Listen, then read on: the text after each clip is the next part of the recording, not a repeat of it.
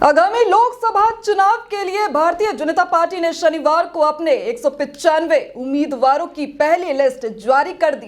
इस लिस्ट में कई नए चेहरे शामिल किए गए हैं, तो वहीं कुछ पुराने नेताओं के टिकट काट दिए गए। पहली लिस्ट में प्रधानमंत्री नरेंद्र मोदी समेत कुल 195 उम्मीदवारों का नाम शामिल है। पीएम मोदी एक बार फिर से वाराणसी लोकसभा सीट से चुनाव के मैदान में उतरेंगे। वहीं बात करें उत्तराखंड लोकसभा सीटों की, तो भाजपा ने 5 में से 3 लोकसभा सीटों पर अपने उम्मीदवारों की घोषणा कर दी है। बीजेपी ने टिहरी गढ़वाल, नैनीताल, अल्मोड़ा लोकसभा सीट से उम्मीदवार घोषित कर दिए हैं, जबकि हरिद्वार और पौड़ी में अभी भी पेंच फंसा हुआ है। उम्मीद जताई जा रही है कि इन दोनों सीटों पर जल्द ही उम्मीदवारों की घोषणा हो सकती है।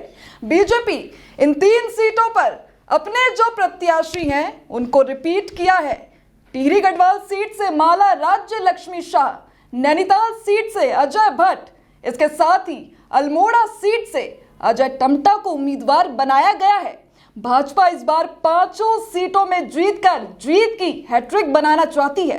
लंबे समय से चर्चाएं थी कि केंद्रीय नेतृत्व इस सीट पर नया प्रयोग कर सकता है, लेकिन अजय टम्टा को प्रत्याशी बनाने के साथ इन अटकलों पर भी पूर्ण विराम लग गया। अजय टम्टा भी तीसरी बार चुनाव के मैदान में नजर आएंगे।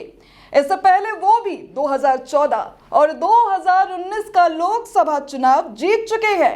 पार्टी ने नैनीताल उधम सिंह नगर लोकसभा सीट पर सांसद अजय भट्ट पर दांव लगाया है। अजय भट्ट केंद्र में रक्षा राज्य मंत्री हैं। पार्टी ने उन्हें 2019 में इस सीट पर प्रत्याशी बनाया था। 2014 में इस सीट पर भगत सिंह कोश्यारी सांसद थे। अजय भट्ट को पार्टी ने लगातार दूसरी बार मौका दिया है। उम्मीदवारी को लेकर सबसे अधिक शंकाओं में घिरी टिहरी गढ़वाल की सीट पर भाजपा ने राजशाही परिवार पर भरोसा जताया और माला राज्य लक्ष्मी शाह को चुनाव के मैदान में उतारने का फैसला किया।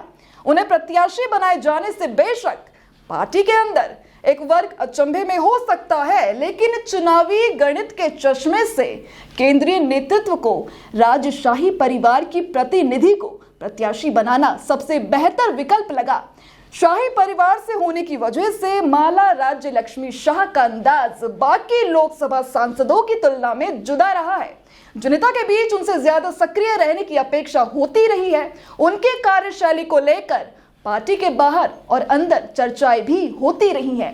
इन्हीं कारणों से भाजपा के हलकों में ये चर्चा खासा गर्म रही कि पार्टी नेतृत्व इस बार के लोकसभा चुनाव में उन पर दांव लगाने से पहले कई बार सोचेगा। लेकिन माला राज्य लक्ष्मी शाह का दूसरा पक्ष राजशाही परिवार का तिलिस्म है, जिसके प्रभाव में भाजपा 1991 से लेकर अब तक रही है। तो वहीं अब देखना होगा कि विपक्षी पार्टी अपने उम्मीदवारों की घोषणा कब करती है और चुनावी मैदान में किन नामों पर मुहर लगाई जाती है।